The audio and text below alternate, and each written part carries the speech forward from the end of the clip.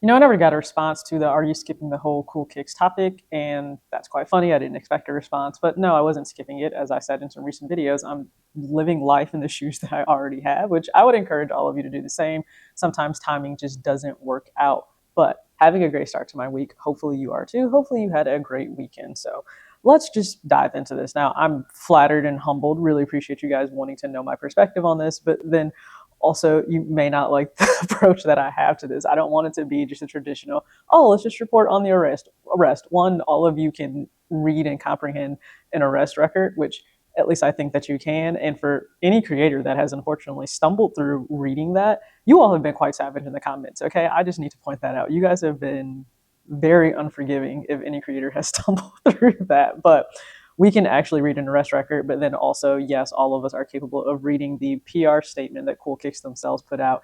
And we'll get to that. But I actually want to go ahead and just share what I've taken away from all of this and what it speaks to in terms of like the bigger picture of maybe just the landscape of sneakers. So that's what we're diving into. All right. So, number one, I've seen people criticize creators because they are treading lightly on the entire situation and discussing it, sharing their feelings, right? Especially around the alleged counterfeit items or alleged stolen items in relation to Cool Kicks again and the raid. Let me be clear and just put the disclaimer out there. One, I've never shopped there. I've never really had any intention of shopping there. I don't know them. I don't have an affiliation to them. So some people don't have any motive in terms of defending or condemning them. Let's just throw that out there. But again, just so you know where I stand in any history with them. But yes, you'll see creators treading lightly, and then you'll see people in the comments who actually, I think, have the freedom to truly just throw their thoughts out there, and you see them condemning them already. Like, truly, it's already a closed case for a lot of people. Guilty, shut, they're guilty of what you think they're guilty of.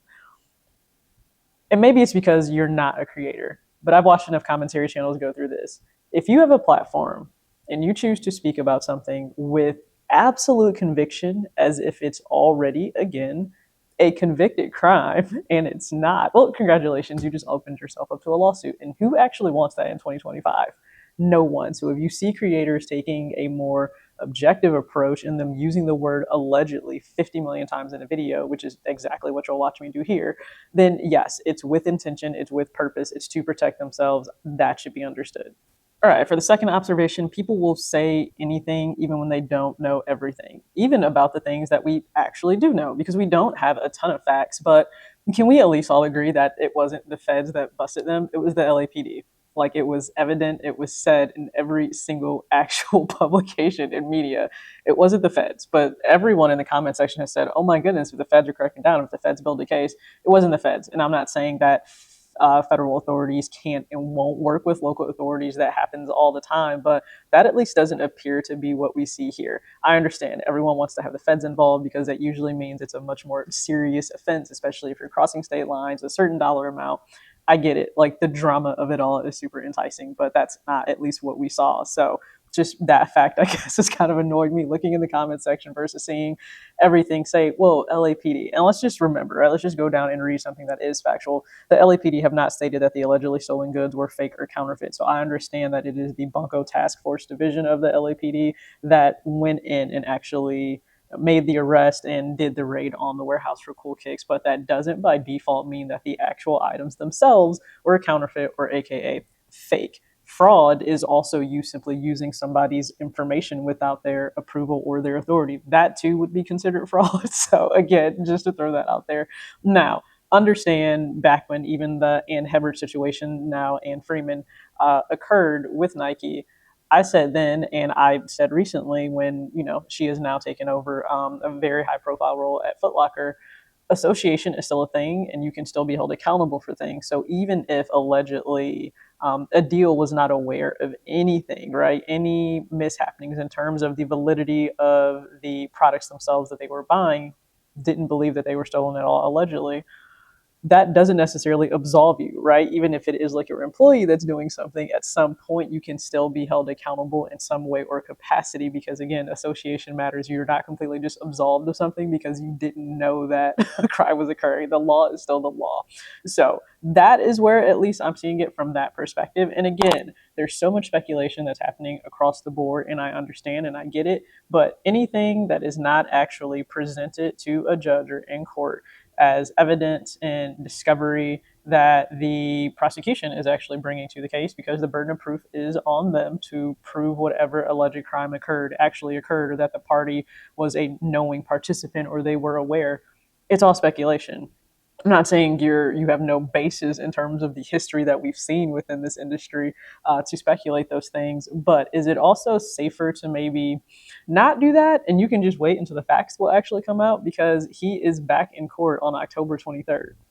So I feel like you'll have a better understanding of what the actual facts of the case is, what the facts are, what they're actually being tried for, and then if you want to run with that in terms of, what you believe that they're guilty of, do you think that the authorities have a good enough case? Totally understand that. All right, and the third observation, everyone calling out Cool Kick's sham of a PR statement, which I'm sorry, like, yes, pun intended, the low hanging fruit was right there. Don't get upset at me. But what exactly did you think a suspect who was just recently released on their own reconnaissance, like, what exactly did you think they would say? Oh my God, they chose to not incriminate themselves while under investigation with an upcoming court date. Yes, that is a statement that any business, any establishment, any individual is actually going to put out. I understand people are mad about it. That's such a PR statement. Yeah, some things are, it's just what it is. Like, that's not going to change. It doesn't matter what a business is getting caught up in. They'll either completely choose to stay silent, or if they do have to come out, they are going to say something that, again, looks to absolve them of whatever is actually in the news, in the media at the moment. And then, of course, they're going to try to spin it. We're going to come out and we're going to clear our name.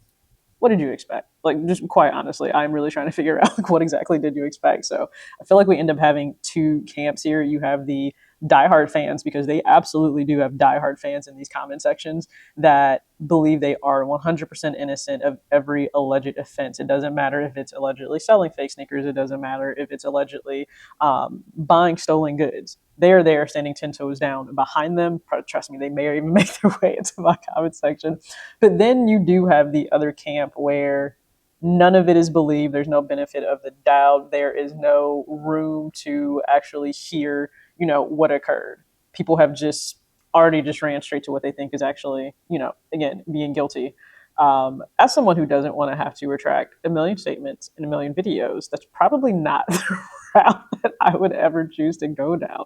Just because, again, you don't know. It can all look one way, and then it can be a completely different way. Like, whether you like Ann or not, in the whole Nike West Coast Joe situation, Nike still came out to say that, hey, she wasn't actually directly involved in a way in which we felt like we needed to take any legal action against her. Yeah, she left the company on her own decision.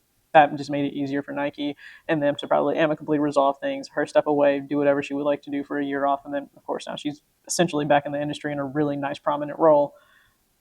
But it truly, like, just going to say, I'll wait to hear everything else come out. But, like, for this fourth part, this final part, this is the real observation I have about everything that's gone down. My biggest takeaway from this is it sheds even more light on how mistrustful everyone is of everything and everyone, especially resale shops and the landscape that we're in. It's evident based on how many people just jump to the immediate assumption that, yes, Adeel is truly guilty, and as is Cool Kicks, of everything they are allegedly being arrested for. There was no room for error. There was no room for breath. And why is that exactly? Well, I think it has to do with the fact that if a resale shop exists, and a lot of people think there's no way that fakes aren't involved because everyone wants to have early exclusive products, make money, build a reputation, have clout, celebrity clientele, and a way to fast track that, well, it's fake sneakers. So there's no way that they wouldn't be dabbling in that, right? Well, that's what a lot of people assume. But again, let's just go ahead and throw, you're allegedly believing that, or you're believing they're allegedly guilty of that, but you don't actually know. And I think, again, this speaks to the bigger issue of why so many consumers and sneakerheads, they feel wronged in so many ways within the last few years. This landscape that they once felt they could enjoy and play in was completely upended in a way in which we really hadn't seen. Resellers have always been here, but not to the extent that they were. 2020, 2021, this perfect storm, and it has just continued and snowballed into something that I guess in a way to many has tainted the experience as a whole. Like a lot of people have chosen to step away. And so yes, they will see somebody as big and as prominent in reselling as Cool Cakes as being part of the problem. So why should I care? Why should I have any empathy? Why should I feel anything if they are taken down? Because I'm going to automatically assume that they were doing wrong anyway. That's where we are. Is that energy misdirected? I can't necessarily answer that. I do know that, again, the mistrust is there and it's glaringly obvious. And I don't know that we ever really turn around from that unless you just see a massive exodus of resale shops. I don't think that's ever going to happen. I mean, there is money to be made there. You also do need to know how to pivot in the current landscape. Again, different conversation for a different day. But I do think, again, the mistrust is the biggest thing. People wouldn't have jumped to this conclusion, especially when it came to the allegations of fake sneakers, if it wasn't something we had already seen, like, oh my goodness, another raid, somebody else doing something nefarious, and there are all these motives. And why can't people just do upstanding business when it comes to sneakers? I don't know. But again, would love to not have to retract a million different statements. So that's why I wanted to take this approach of really just observing what I think this has taught us and how just everyday people or consumers feel about the situation right now as a whole. So yeah, a lot of you were like, we can't wait to hear your perspective. Trust me, some people will have never wanted to hear this because they want to hear what they want to hear.